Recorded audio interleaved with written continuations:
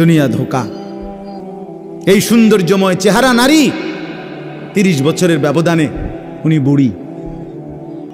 আজ যেই যুবতী, যেই বেহায়া নারী, বেপর্দা মহিলা বাজারে বাজারে ঘুরতো, যৌবন, আরে সেটা তার সম্পদ না, তারটা হইলে তো, নিজের হইলে তো সে কখনোই বুড়া হইতো না।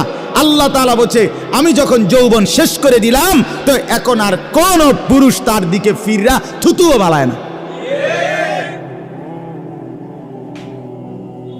দুনিয়া এক অবস্থায় থাকে না, এক হালাতে থাকে না বাপ। এজন্য ছেলেদেরকেও বলি, বাপ, জিন্দেগি সুন্দর করো। তোমার এই হাসি থাকবে না, তোমার এই সুস্থ সুন্দর সুঠাম দেহ থাকবে না।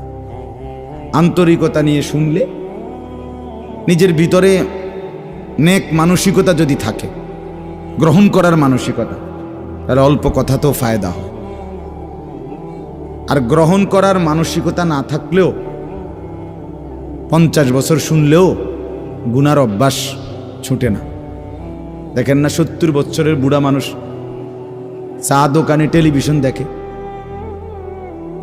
তাহলে এত বড় বুড়ো মানুষ, মুরব্বী,